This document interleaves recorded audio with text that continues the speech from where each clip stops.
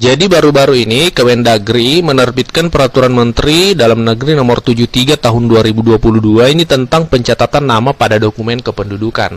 Ini Bapak Ibu perlu dipahami ketika Bapak Ibu orang tua siswa memberi nama pada anaknya harus sesuai dengan kaidah-kaidah yang sudah ditetapkan oleh Kementerian Bapak Ibu.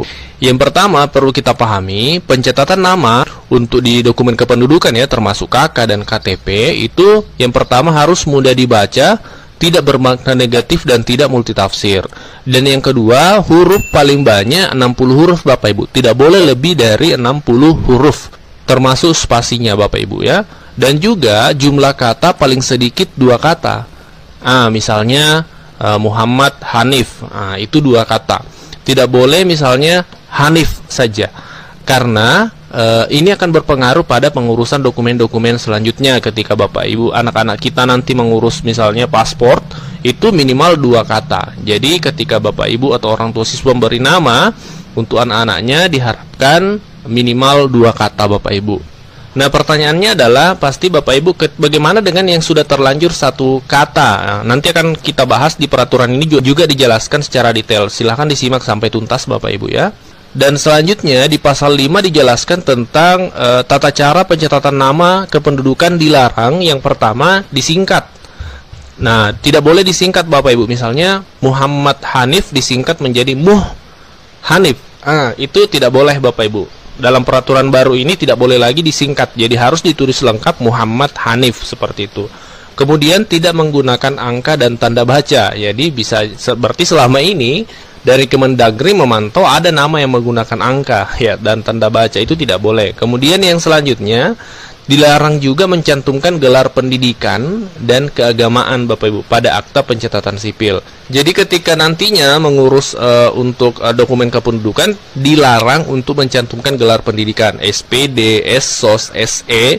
Misalnya Muhammad Hanif SSOS itu tidak boleh. Cukup ditulis Muhammad Hanif seperti itu. Dan juga gelar keagamaan, informasi yang kami dapatkan gelar keagamaan ini termasuk misalnya contohnya Haji, ya itu tidak Muhammad Hanif, itu tidak boleh Bapak Ibu. Cukup ditulis namanya saja, tidak boleh mencantumkan gelar, baik itu gelar pendidikan maupun gelar keagamaan. Ini berdasarkan aturan dari Permendagri Nomor 3 Tahun 2022. Ini aturan baru Bapak Ibu ya. Di pasal 8 dijelaskan Bapak Ibu, ini perlu kita pahami sama-sama.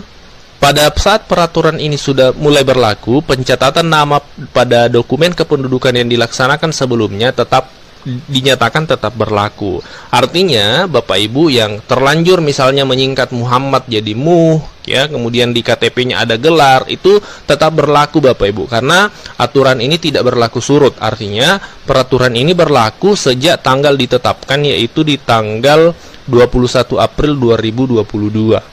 Nah, peraturan ini sebenarnya diperuntukkan untuk anak-anak kita ke depan ya, cucu-cucu kita. Ketika kita memberi nama kepada anak-anak kita, itu harus mengikuti aturan-aturan tadi Bapak Ibu.